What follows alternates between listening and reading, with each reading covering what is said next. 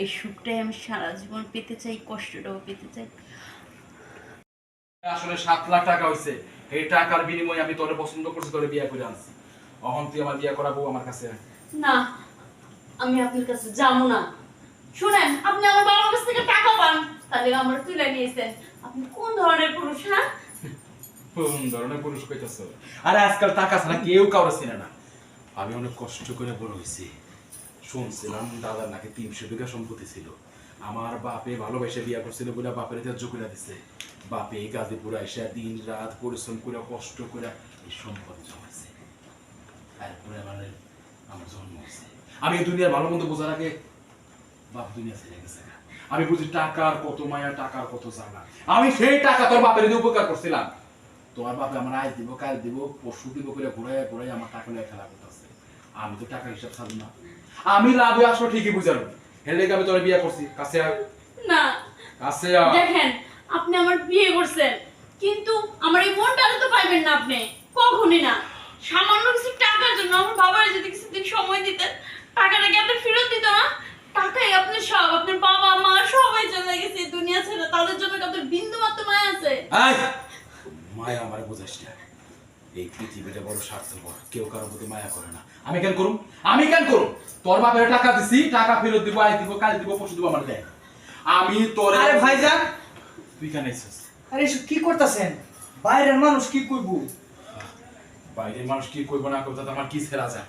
বাইরের মানুষকে আমার খাওয়াইছে, বাইরের মানুষ আমার টাকা পাঠাচ্ছে, বাইরের মানুষ আমার দিচ্ছে। আরে ভাইজান, সমাজ বললো তো একটা কথা আছে, ঘরের বউ যদি এমন চিল্লাপাল্লা করে তাহলে লোকজনে কি বলবো? তুই তো আবার ভালো করে আছিস আমার বল। আমি তো কাজের বলা মনে করি, আমার আপন ছোট ভাই মনে করি না। আরে আমরা কত কষ্ট করে বড় হয়েছি, তুই তো দেখছো। তুই সেই থেকে আমার লোকে আসছো, টাকার চিন্তায়, টাকার কামনায়, টাকার বাসনায় আমার মাথা নষ্ট। আমি দেখছি কষ্ট করে দিন দিন পরিশ্রম করে আমার বাপে টাকা জমাইছে, সেই টাকা আমি ধরে রাখছি। আচ্ছা, আমি ওর বাপের টাকা হওয়ার দিকে ভুল করছিলাম, উপকার করি নাই? উপকার করছেন ভাইয়া, কিন্তু ওর তো কোনো দোষ নাই। অনু আপনার মাইনে নিতে পারতেছে না। কেন পারবো না? কেন পারবো না?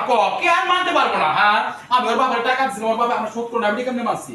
আমি এটা মাইনে ওরে বিয়ে করে আনছি। ওরে মানতে কো, ওরে মানতে কো। আমার এটা কিছু করছে। আপনি আমার জীবনটা নষ্ট করে গেছেন বিয়ে করে।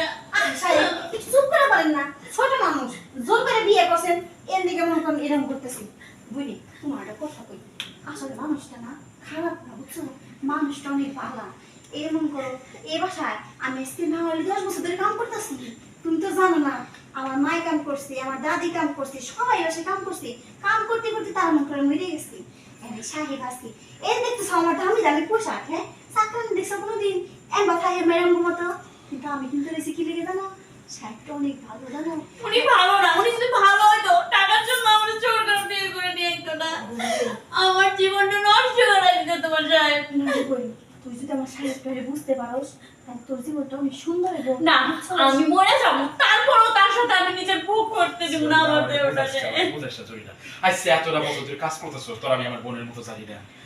আবার টাকা, আমার টাকার চিন্তা, আমার মাথা নষ্ট। আমি টাকা ছাড়া পৃথিবীর কিচ্ছু বুঝি না। ওর বাবা আমার টাকা ফেরত দেয় না। সাহেব আপনি একটু চুপ করেন, আমি কইতেছি। আরে বুঝা, আরে বুঝা। তুমি যেটা কইতেছ এটা কখনো সম্ভব না। তুমি জানো না বোন, মেয়ে মানুষের জীবনে কত কষ্ট। আর তুই জামাই না পারে, তারে কেউ দেখাবার না বোন। এই যে আমি, আমার 10 বছর আগে বিয়ে হয়েছিল জানো, আমার জামাই গাঁজা খাইতো, মদ খাইতো, সারা দিনটা চুরিগুলো আমার মারতো। মারতে মারতে ডাক্তার কাছে নিয়ে ভর্তি করতে দিত। ওই আমি সহ্য করে না পাইলে চলে এসেছিলাম। এসে এই সাহেব আমার আশ্রয় দিছে। আজকে মনে করি সাহেব আমার যদি না আশ্রয় দিত, শিয়াল হবো না, মানে কুত্তার মতো করে খাইতো ভাই। তুই যদি চাস, তোর ভালো চাস, তাহলে তুই সাহেবের কথা রাজি হস। আর যদি কস যে না, আমি না ভালো চাই না, এগুলো কোন জায়গায় খেতে পারি না বই, সাহেবের কাছে যাই। ওই যে কথায় আছে না, 10 জায়গায় কিছু করা বাদে একজন ধরে খাওয়া ভালো। তুই যদি চাস, তুই কথাটা শুনিস। ভাইজান, আসলে সব জিনিস জোর করে হয় না। টাকা পয়সা জোর করে আদায় করা যায়, কিন্তু মন কখনো জোর করে আদায় করা যায় না। ঠিকই কইছস। আসলে টাকার চিন্তায়, টাকার নেশায় আমার আবার। আচ্ছা তোরা যা। আচ্ছা আসি ভাইজান। যা। না, আমি তোমার উপর ঝাঁপায় পড়বো না। আমিও মানুষটা, বিশ্বাস করো। আমি আমি আমার চোখের সামনে দেখছি আমার বাপ নাকি আমার মানে ভালোবাসে বিয়ে করছিল দেখে তার বাড়ি থেকে বাইক করে দিচ্ছে। আমার বাবা ছিল শিক্ষিত পরিবারের পোলা, সেগুলো কাজ কাম জানতো না, কি করবো কো?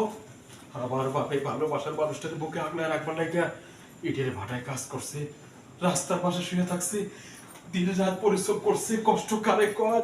আমি যখন বড় হয়েছি আমি দেখছি আমার মা না খেয়ে থাকছে, মা না খাবারটা আমার খাওয়াইছে। সেই থেকে আমি কইছি টাকা টাকা টাকা কই থাকে। আপনি তো অস্থির হবেন না, আমি বুঝতে পারছি সব, আমি সব বুঝতে পারছি। ওই যে মেয়েটা যে বলে গেল, আমি সব বুঝতে পারছি। আপনার সাথে আমি আর অনেক খারাপ আচরণ করছি, আপনি আমার মাফ করে দেন। আপনি আমার স্বামী, আমি আপনার মাইনা নিতে পারি নাই, কিন্তু আমার কথাগুলো শুনে আমি বুঝতে পারছি। বিশ্বাস করো, আমি আসলে টাকার পিছনে ছুটতে ছুটতে প্রেম, ভালোবাসা, আবেগ, মহাব্বত সব ভুলে গেছি। আমি বুঝতে পারিনি যে জোর করে বিয়ে করলেও আমি তোমার মন পাবো না। আমি অন্যায় করছি, আমি তোমারে না, তোমার বাবার আপনি কাছে কোনো ফিরিয়ে অন্যায় নিবো। করেন নাই। মেয়ে মানুষ তো একবারই বিয়ে হয়, শেষ যদি স্বামীর বাড়ি একবার আসে লাল শাড়ি পরে, তার একবারই বিদায় হয় সাদা কাপড় পরে। আমি শেষ বিদায় নিতে চাই, আমি কোথাও যাবো না। আপনি বলেন আমার মাফ করে দিছে? না না, তুমি আবার মাফ করে দিও, কারণ আমি তো বলে না, আপনি কেন মাফ চাইবেন? আপনার হক আপনি আদায় করতে চাইছেন, আপনার হক আমি নষ্ট করতে চাইছি। আমি বুঝতে পারি নাই যে স্বামী তার স্ত্রীর প্রতি দাবি আছে আর স্ত্রীর স্বামীর প্রতি দাবি আছে, আমি এটা বুঝতে পারি নাই। তার জন্য ক্ষমা করে দেন। তুমি কি সত্যি আমার মন থেকে স্বামী হিসেবে মানছো? হ্যাঁ, আমি সত্যি তোমার মন থেকে স্বামী হিসেবে মানছি। বিশ্বাস করো, আমার যে কি খুশি লাগতেছে। আমি তোমার আব্বার কাছে, আমার শ্বশুর আব্বার কাছে ক্ষমা চাই। আমি হ্যাঁ টাকা লাগবে, আমি বাড়ি গাড়ি সব করে দেবো। আচ্ছা ঠিক আছে, সকালে যাওয়া যাবে না? আর রাত কিন্তু অর্ধেক হয়ে গেছে, অতএব রাতটা নষ্ট না করি। সত্যি সত্যি। আমার বুকে